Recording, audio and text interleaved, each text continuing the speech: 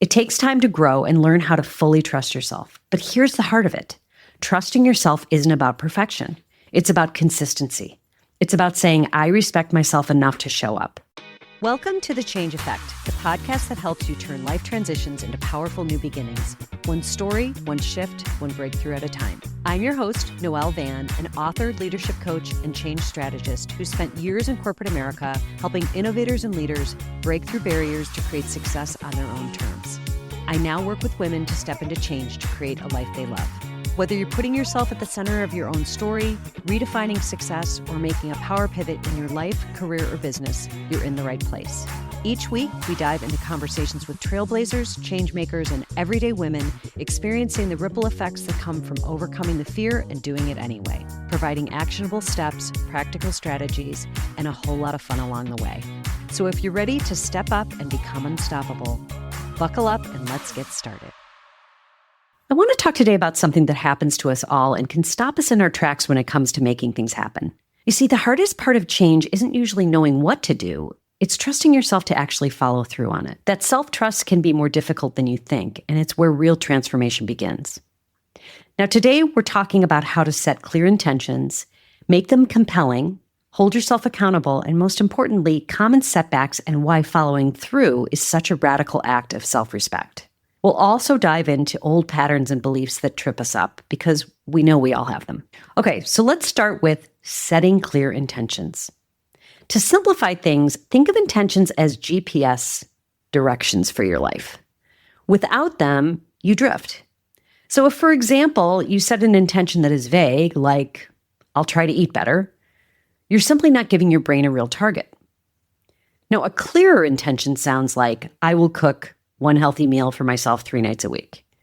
Do you notice the specificity? It's concrete, it's measurable, it's doable. Now, we oftentimes set up fuzzy intentions and then we're surprised that we aren't meeting our goals. So why do we actually do this? Well, it's oftentimes a sign of old behavior interfering. Think about it. Maybe you grew up believing you never finish what you start. That script plays in your head. So you set vague goals to avoid disappointing yourself. And the result is you self-sabotage before you even begin. So the key is in the reframing. By naming specific intentions, you rewrite that story to, I am someone who follows through. So the takeaway here is clarity will drive your success. Now the next is making your intention compelling. A simple truth is your brain craves meaning. It's not enough to know what you want to do. You need to connect to why it matters.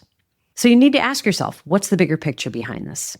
An example of this would be walking daily isn't just about the steps. It's about having the energy to play with your kids without feeling exhausted. Another example would be speaking up in meetings isn't just about visibility. It's about creating opportunities to finally do the work you want to do. Now, if you're not careful, this is where old behavior can begin to interfere. Maybe you learned to minimize your needs by thinking it's selfish to put myself first. And that old belief is a surefire way to drain the compelling factor right out of your goals. You not only have to give yourself permission to want what you want, but when your intention holds a promise of a clear and positive result, that's when you become fully invested. Next is holding yourself accountable to your intentions. Think of accountability as the bridge between intention and action. Without it, your old habits drive the bus. So here are some ways to hold yourself accountable. Number 1, do daily check-ins. Ask yourself, did I honor my intention today? Number 2, find an accountability partner. Tell a friend what you'll do and check in with them once a week. Number 3, create visible cues, like a sticky note or a journal tracker or even an alarm that reminds you, I've set this intention and it matters. With these 3 in mind, don't let old behaviors interfere. If you grew up believing I'm not disciplined, you're going to let yourself off the hook. Or you might think accountability means punishment. Instead, know that it's a system you build to support your future self. Last one is recognizing that trust in yourself is self-respect. Every time you keep a promise to yourself, you cast a vote for the kind of person you believe you are. Breaking that promise chips away at trust, but following through makes it stronger. Think of it like building a muscle. It takes time to grow and learn how to fully trust yourself. But here's the heart of it. Trusting yourself isn't about perfection. It's about consistency. It's about saying, I respect myself enough to show up. Now, if your old story is, I'm always the reliable one for others, but not for myself, you'll keep over-delivering to please others while abandoning your own dreams. Respecting yourself means showing up for your own goals with the same energy you give to those around you. This is what builds confidence in yourself to follow through every time. So with that said, here are some powerful examples of setbacks we can face when we don't follow through on anything we set out to do. Number 1, erosion of self-trust. You tell yourself you're going to wake up early to work on a new business idea, but then you keep hitting snooze. After a week, you start to believe, I just can't stick to things. Now, the setback here is every broken promise chips away at your confidence, making it harder to commit to future changes. And you begin to doubt your own word. Now, number 2 is loss of momentum. So let's say you commit to exercising 3 times a week, but after skipping a few workouts, you've quote unquote fallen off the wagon. The setback here is momentum disappears quickly and restarting feels heavier than starting did in the first place. And you can feel stuck in a loop of starting over. Number 3, identity clash. What happens here is you tell yourself, I'm someone who follows through, but your actions don't match. And the setback is the gap between your intention and your behavior creates frustration, shame, and self-criticism. So instead of motivating you, the mismatch reinforces an old story like, see, I'm not disciplined. Number 4, missed opportunities. What happens here is you may set an intention to reach out to 5 new people in your network each week, but you let it slide. And the setback is those missed connections could have led to mentorship, collaborations, or opportunities. The longer you wait, the more you miss out on what could have propelled your career or life forward. And this erodes at your confidence and belief in yourself. Number 5 is emotional drain. You may keep promising yourself change, that you're going to eat healthier, save money, speak up in meetings, but then you keep breaking those promises. And the setback is this creates guilt, anxiety, and mental exhaustion. You're carrying the emotional weight of unfinished business, which distracts you from your ability to focus on and thrive in other areas. Now, the last is reinforcement of old beliefs. They keep creeping up, right? Old beliefs are everywhere. An example would be skipping a ritual you've created, like journaling for a week after committing to daily reflection. The setback is instead of seeing it as a bump in the road, you reinforce an old belief.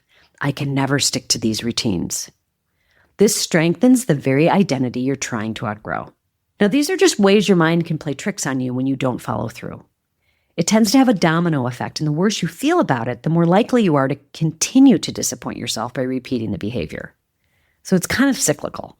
The important reframe here is that setbacks aren't proof you can't change. They're evidence of where your old story is still louder than your new one. Once you recognize this, you can start addressing your relationship with those past stories and begin to dismantle them for good. A key thing to keep in mind, if this is showing up, it's time to ask yourself an important question. Are these old stories I'm telling myself, like I can't be counted on, an excuse to stay in the same old patterns? If so, even more reason to tear them down and rebuild.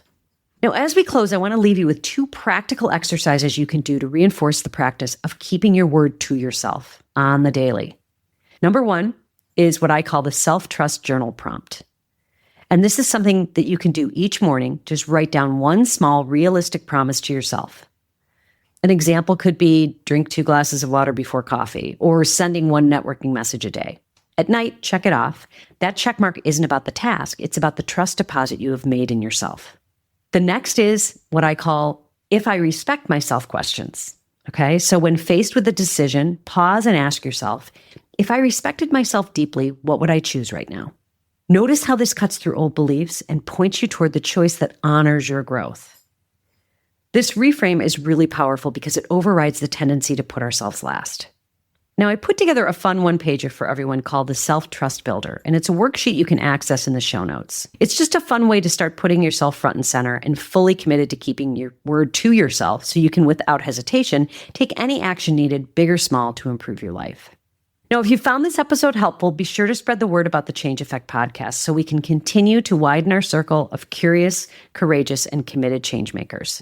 That's it for now. Until next time. Thanks for listening to the Journeys Through Change podcast.